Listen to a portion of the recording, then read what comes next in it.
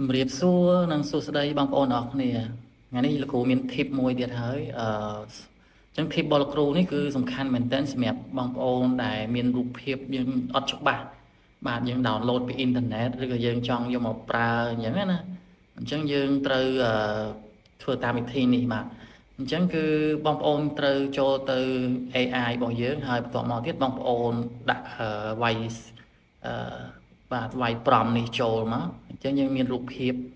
ហើយបន្ទាប់មកលទ្ធផលរបស់យើងគឺយើងចង់ឲ្យរូបភាពយើងច្បាស់បាទអូខេអញ្ចឹងយើងមានពាក្យនេះបាទយើងទៅសេមកបាទបងប្អូនអាចសេជាខ្មែរក៏បានដែរយើងអាចទៅសេថាធ្វើរូបភាពឲ្យច្បាស់ហើយបង្កើនupscale បាទបរិយាទំហំឲ្យច្បាស់ឲ្យយ៉ាងទៅអូខេអញ្ចឹង tip នេះគឺងាយស្រួលសម្រាប់បងប្អូនបាទដែលចង់រូបភាពយើងព្រិលបាទដោយបែបនេះបាទរូបភាពដើមរបស់គេព្រិលហើយpixel វាតូចហើយយើងធ្វើមកធំដែលយើងអាចយកទៅប្រើការបានមានថា upscale វាឲ្យច្បាស់អូខេយើងឃើញមួយនេះគឺធ្វើហើយបន្ទាប់មួយនេះ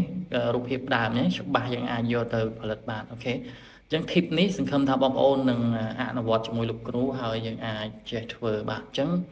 លោកគ្រូដាក់នៅក្នុងហ្នឹងបងប្អូនអាច copy យកទៅប្រើបានឬក៏យើងវាយម្ដងទៀតក៏បានដែរនេះអូខេអញ្ចឹងលោកគ្រូនឹងពង្រីកនឹងឲ្យធំដើម្បីឲ្យយើងវាយតាមឬក៏យើង copy យកទៅប្រើ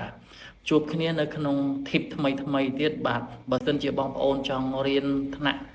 design រូបភាពបាទកាត់ត poster វីដេអូបងប្អូនអាចទទួលអាហារូបករណ៍ពី SC Academy បានបាទអាចចុច link Telegram នៅខាងក្រោមហើយអាចទំនាក់ទំនងចុះឈ្មោះចូលរៀនជាមួយលោកគ្រូដើម្បីឲ្យបងប្អូនមានចំណេះជំនាញមួយដ៏ពិតប្រាកដបាទអរគុណច្រើនជួបគ្នានៅ tip ក្រោយទៀតបាយបាយ